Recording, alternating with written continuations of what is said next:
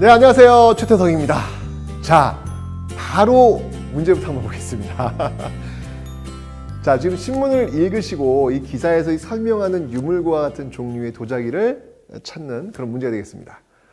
보니까 지금 태안 보물선 그 시굴 작업 도자기 실은 보물선, 뭐 쭈꾸미, 어선이 낙다, 뭐 이런 제목이 이제 기사가 지금 나오고 있네요. 지금 그죠? 여러분 이 서해 바다에 보물선이 묻혀 있습니다. 네, 지금도 있을 거예요 아마. 보물선 찾으러 갈까요? 여기서 청자가 만약 실려 있다면 와, 그것도 청자가 하나도 아니고 그냥 세트로 그냥 쫙 있다면 이걸 건진다면 어떻게 될까요? 와, 여러분 청자 하나 가격이 얼마인지 아세요? 어마어마합니다.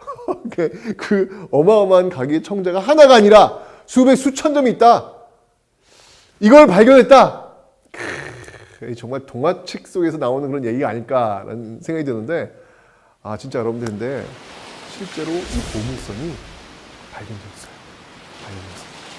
그 보물선을 발견한 사람이 누구냐? 사람이 아니네요.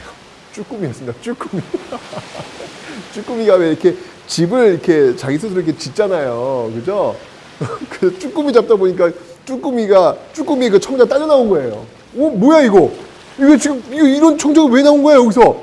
해서 그 밑에 딱 들어갔더니 보물선, 청자 실은 보물선이 누라락 나온 것이죠.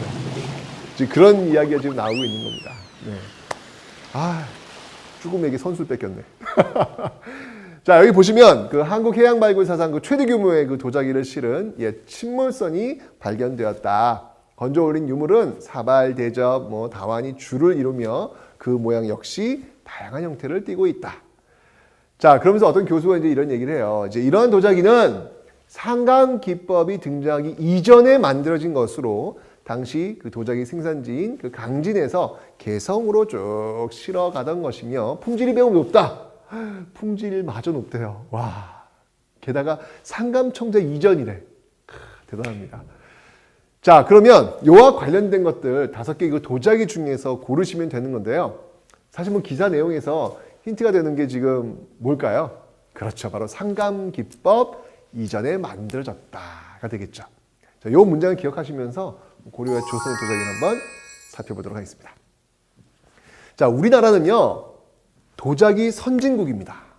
세계에서 정말 중국에 이어 2번째로 청자를 만들게 되는데요. 신라 말기부터 만들기 시작해서 고려 초에 본격적으로 생산을 합니다. 주로 이 전라남도 그 강진과 전라북도 부안에서 집단적으로 이 고려 청자를 구워냈죠. 고려 청자의 색깔은 또 어떤가요? 은은하면서도 이 투명한 비색이 특징인데요. 그 비결은 유약이 함유되어 있는 철분에 있다고 합니다. 청자를 굽는 가마를 밀폐해가지고요, 산소의 공급을 딱 차단하면 내부 산소가 부족해져가지고 청자 표면에 입힌 유약이 산소를 쭉 빼앗기면서 환원이 되면서 고려 청자 특유의 비추색을 띠게 되는 것이죠.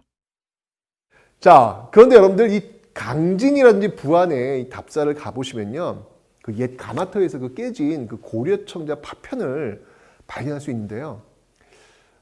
정말 한번 이곳에 가서 혹시 압니까? 이렇게 땅을 팠더니 그 시대의 그 완성품 청자가 딱 등장했지? 그럼 여러분 대박이 터지시는 겁니다. 한번 청자를 찾으러 한번 강진으로 한번 떠나가 볼까요? 자, 이 11세기 고려 청자는요, 순청자예요. 순청자는 여러 종류가 있는데요. 무늬를 넣지 않은 비색 청자 또는 양각이나 음각, 투각 등으로 무늬를 새겼음에도 순수한 비색을 내는 청자를 가리켜 순청자라고 합니다. 그러다가 12세기가 오면요, 상감 기법으로 문양을 새긴 상감청자를 굽기 시작합니다.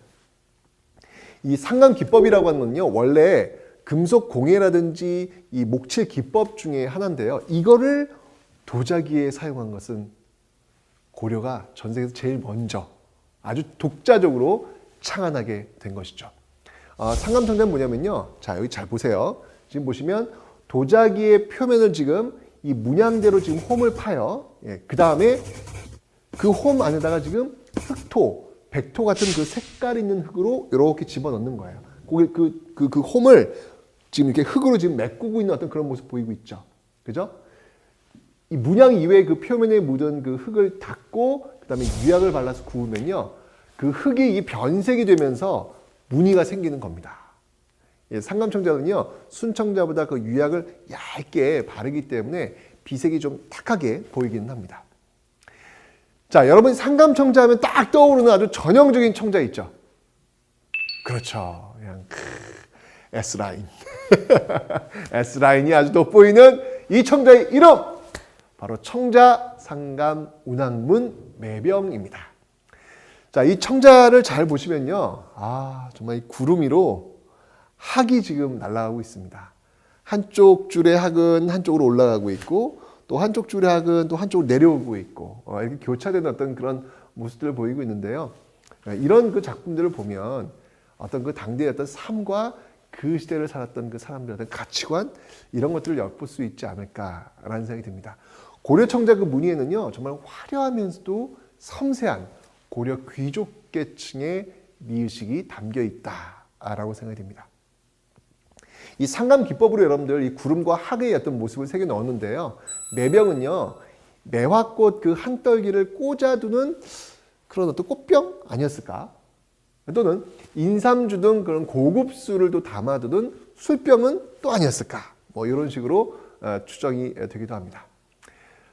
자, 한번 이 청자 한번 볼게요. 이 청자는요, 그 청자 그 동화 연암은 표주박 모양의 주전자입니다.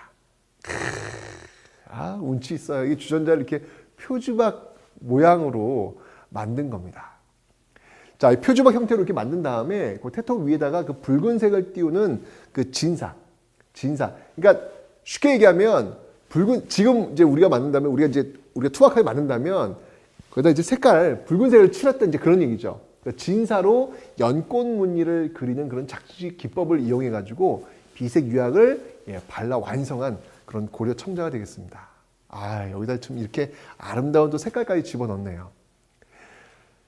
여러분들 이 청자를 보면요 상당히 화려한 어떤 모습들을 여러분들 확인할 수 있을 겁니다. 그러니까 우리가 기본적으로 우리나라 그 자기하면 뭐 그냥 소박하다, 뭐 담백하다, 뭐 그런 이야기를 하는데요. 그런 거는 제가 볼 때는 조선시대의 어떤 그런 모습인 것 같고요.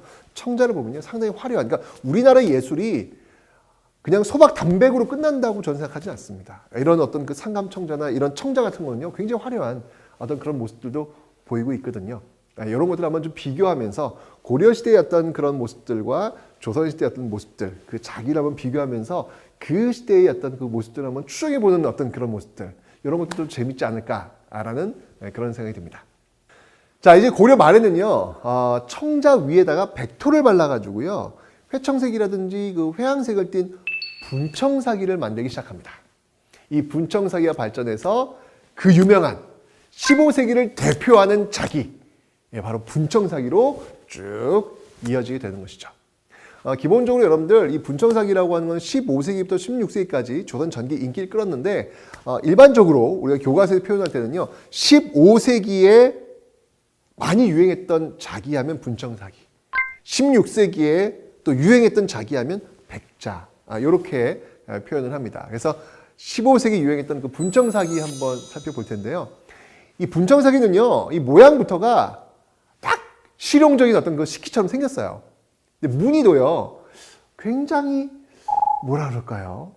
이 청자와는 좀 다른 역동성인 또 재미있는 어찌 보면 서민적인 이런 주제들도 굉장히 많이 있습니다. 뭐 예를 든다면 이렇게 보시면 알겠지만 어때요? 이 꼬리로 말이죠. 이 강의 수면을 탁탁 때린 그 물고기처럼 이런 모습도 보이잖아요. 이런 문양은 고려 시대 때는 보기가 좀 어렵거든요. 고려는 굉장히 좀 이렇게 세련되고 화려되고 뭔가 좀 이렇게 격이 좀 높은 듯한 그런 모습. 근데 여기는 탁탁 꼬리를 좀 수면 때리고 있는 물고기 어떤 이런 문양 좀 다르다는 이야기죠. 뭔가 좀 새롭고 역동적인 시대 정신을 반영한 이런 모습들. 여기 이제 분청사기의 어떤 그 문양의 특징이다라고 볼 수 있습니다. 자, 다음 국보 이제 제 178호인 이 분청사기 그 음각 어문 편병을 한번 보도록 하겠습니다. 한번 보시죠. 자, 이 도자기는요, 이 몸체 양쪽 면을 최대한 납작하게, 요렇기 때문에 요거를 지금 편병이라고 부르는 거예요, 지금. 문양을 지금 보시면 물고기가 지금 두 마리가 지금 보이고 있습니다. 그죠? 물고기가 뭘 상징할까요? 알을 많이 낳잖아요. 그러니까 다산을 상징한다고 볼 수 있겠죠. 금붕어? 금붕어는 뭘까요? 이게 한자로 지금 금어지 않습니까? 금어. 그죠? 부자 되세요. 라고 하는 의미를 또 갖고 있다고 합니다. 자, 그리고 여러분들, 고기들은 눈을 이렇게 뜬 채 잠을 자잖아요. 그죠? 그러니까 도둑을 잡는다는 그런 뜻도 있어서 자물쇠 어떤 문양으로 쓰기도 합니다. 자, 그러면 이런 그 문양을 새긴 그 기법을 한번 좀 보도록 할게요. 분청사기는요, 여러 제작 기법을 좀 아셔야 됩니다. 그중 이 조각칼 이 끝으로 이게 매우 단순한 선으로 지금 이거 보세요. 문양을 새기고 있는 이런 기법을 우리는 조화 기법이라고 합니다. 아직 그 조각칼의 아주 서툰 것처럼 보이지만 매우 현대적인 어떤 그런 조형미를 뿜어내고 있습니다. 어떻게 보면 여러분들 좀 이렇게 현대적 어떤 추상적인 어떤 그런 느낌도 지금 보이고 있잖아요. 그죠? 자, 보물 제787호인 철화 분청사기 어문병을 한번 좀 보도록 하겠습니다. 자, 이 도자기를 일단 병을 빚은 후 정말 내키는 대로 그냥 쓱쓱 이 쏘가리를 막 쫙 그려가고 있죠. 형식, 격식 따지지 않습니다. 그냥 쭉쭉 그리는 거예요. 그러니까 그릴 때마다 물고기 모양은 다 달라요. 네, 제각각인 게 특징입니다. 자, 물고기는요, 이 검은색을 내는 그 철사, 요 검은색을 내는 어떤 그 색깔로 요걸 이제 그렸기 때문에 철화 기법이라고 부르기도 합니다. 특히 여러분들이 분청사기에만 있는 기법 중에요, 귀알 기법과 덤벙 기법이 있습니다. 이거 어려운 용어도 막 나오고 있죠, 지금 여러분들. 자, 귀알 기법은 뭐냐면요, 그러니까 왜냐면 요거는 이 기법 같은 거 외울 필요는 없고요. 그냥 보시면서 이게 어떻게 나온 건지 그걸 좀 설명드리려고 지금 설명드리는 거예요. 귀알 기법은 지금 보시면 알겠지만 지금 보세요. 큰 붓으로요, 쓱쓱 유학을 이제 축축 칠한 거예요. 그냥 쭉쭉 칠해 나간 거예요. 그 다음에 덤벙 기법은 뭘까요? 이거 덤벙. 네, 그릇을요, 유학에 덤벙 집어넣었다가 그냥 쭉 꺼내는 거예요. 그러면 이게 그냥 쭉 집어서 쭉 빼버리면 유학이 묻은 데도 있을 것이고 유학이 묻지 않은 데도 있을 거 아니에요. 그죠? 이렇게 우연히 생긴 부분이 그대로 무늬가 되는 겁니다. 그러니까 또 한편에서는 아니 제대로 발라야지. 이거를 제대로 다 발라야지. 이걸 왜 여기 하다 마는 듯한 그런 모습이야? 라고 볼 수도 있겠지만 바로 이게 이제 분청사기의 특징이라는 것이죠. 그러니까 뭔가 분청사기가 갖고 있는 어떤 그 역동성, 어떤 생기, 활달함 이런 기법을 통해서 표현을 한다. 그래서 이 분청사기 바라볼 때 굉장히 어떤 그 자유로움 이런 것들이 많이 나타나고 있다라는 겁니다. 확실히 고려 청자와는 다른 그런 모습들을 지금 이 분청사기가 보여주고 있는 겁니다. 이 분청사기는요, 중국에서는 이런 형태나 문양의 도자기가 그렇게 많지 않습니다. 이 분청사기는 정말 추상적인 문양과 현대적인 디자인 등으로요, 정말 우리의 그 고유한 문화가 돋보이는 그런 도자기다라고 이야기를 할 수 있겠습니다. 자, 이제 16세기에 그 대표적으로 유행했던 또 자기 한번 봐야 되겠죠. 백자입니다. 여러분들 조선시대를 이렇게 공부하다 보면요, 그 15세기를 이끌었던 주도 세력하고 16세기를 이끌었던 주도 세력이 좀 달라요. 15세기 바로 조선 건국 세력의 후손들이죠. 조선 건국에 동참하지 않았던 사람들은 지방으로 낙향을 합니다. 낙향을 한 그 후손들이 16세기 사림이 되는 거예요. 그 주도 세력 사림이 되는 거예요. 그 사림들이 어떤 사람들이에요? 이 사람들이 그 쭉 올라가 보면 정몽주부터 출발한 사람이 아닙니까? 그죠? 정말 이 몸이 죽고 100번 고쳐 죽어! 라고 하는 어떤 그런 사람들. 어찌 보면 성리학을 정말 절대적 진리로 여기고 있는 그런 전 도인들이라고 봐요. 그죠? 그런 성리학자들을 표현하는 자기, 깨끗한 백자. 잘 어울립니다. 그러니까 이렇게 문화유산들을 보면 그 시대의 어떤 그 모습들과 이렇게 잘 이렇게 연결되는 그 연결고리들이 굉장히 많이 있죠. 정말 그 티 없이 순수한 순백색의 백자. 자, 이 백자는 어떻게 만드냐면요, 어떤 순백색의 그 바탕흙 위에다가요, 투명한 유약을 바릅니다. 투명한 유약을 바른 다음에 1450도, 엄청 높죠. 그런 고온에서 구워 만든 작인데요. 귀족적인 어떤 청자라든지 또 굉장히 그 활달한 어떤 분청사기에 비해서 백자는 정말 깨끗하고요, 담백하고요, 검소한 아름다움을 풍기고 있습니다. 정말 그 청렴한 선비정신 이런 것들 닮지 않았을까라는 생각이 드는데요. 어쩌면 이 백자는 그래서 이 조선시대 내내 사랑을 받게 됩니다.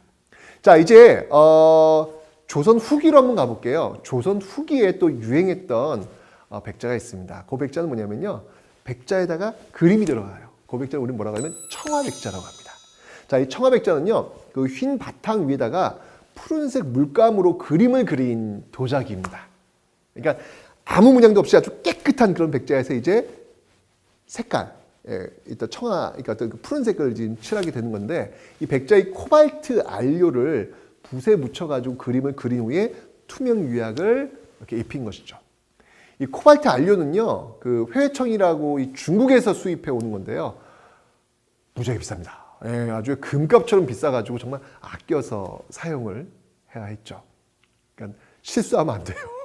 큰일 나요. 아주 비싸기 때문에 잘 해야 됩니다. 그래서 아마 이 청화백자의 그 그림들은 이 도공들이 막 그린 게 아니라 도화서 화원들이 그렸다고 할 만큼 수준이 높을 수밖에 없겠죠. 왜냐하면 안료 자체가 워낙 비싸니까. 자, 이 조선시대 이제 시간이 흘러가면요, 사대부뿐만 아니라 백성들도 이제 백자를 사용하게 됩니다. 여러분 지금 이제 박물관에 가시면요, 여러 가지 어떤 다양한 백자를 볼 수 있는데요. 자, 이거 한번 보시죠. 달 항아리, 달처럼 생기지 않았나요? 그죠? 하늘에 둥 올라가면 달이 될 것 같은 그런 느낌이 드는데요. 이 보물입니다. 자, 둥근 보름달을 닮았다라고 해서 붙여진 이름인데요. 누가 붙였는지 몰라도 정말 진짜 달 항아리 잘 붙였다라는 생각이 듭니다. 네. 여러분 참 달 항아리처럼 생기셨네요. 그러면 요즘은 별론가요? 어쩌면 이 매끈한 어떤 명품 이 도자기에 길들여진 눈에는요, 이렇게 딱 보면은 뭔가 좀 투박해 보이고 뭐 좀 균형도 좀 안 잡히고 좀 못생긴 거 아니야? 이렇게 보이겠지만 이 크기가 커가지고요, 이 아래쪽하고 위쪽을 이 따로 만들어 붙여가지고 완벽한 좌우대칭은 아니고 약간 좀 삐딱해 보이잖아요.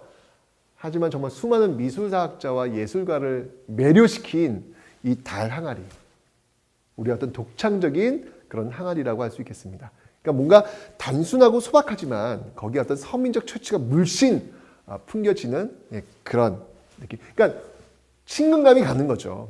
뭔가 이게 청자를 봤을 때는요, 친근감보다는 뭔가 이렇게 좀 이렇게 의관을 정제하고 이렇게 좀 이렇게 뭔가 명품을 이렇게 바라봐야 되는 어떤 그런 어떤 느낌이라면, 달 항아리는 아이고 하고 뭔가 좀 이렇게 안아주고 싶은, 만져주고 싶은 이런 느낌들이라는 것이죠. 이 달 항아리의 어떤 정확한 용도는 뭐 잘 알려지진 않아요. 뭐 술을 담아두는 데 사용되었다든지 또는 뭐 간장을 담아두었다는 사용되는지 뭐 여러 가지 용도에 있겠죠.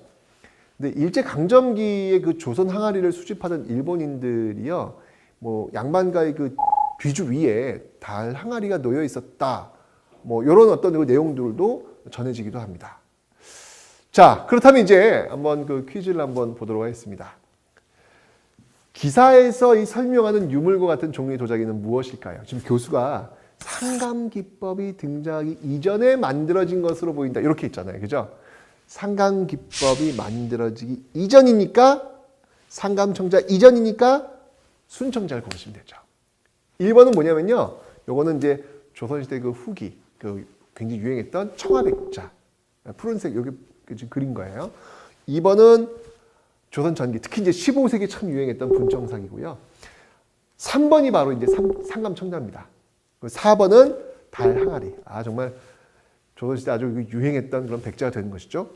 바로 이 5번이 상감기법이 들어가지 않은 순청자가 되는 것입니다. 그래서 정답은 5번이 되는 것이죠. 자, 오늘은 이렇게 고려시대와 조선시대의 그 도자기에 대해서 한번 살펴봤습니다. 여러분 혹시 시간 나신다면 한번 좀 이 도자기를 볼 수 있는 그런 박물관 한번 가보시면 어떨까요? 요즘은 그 설명들이 워낙 잘 되어 있어요. 그래서 도자기 어떤 그 발전 과정을 쭉 보여주는 어떤 그 흐름 속에서 배치가 된 그런 박물관이 많이 있거든요. 가셔가지고 우리의 그 아름다움에 한번 푹 빠져보시기 바랍니다. 도자기는 아름답습니다.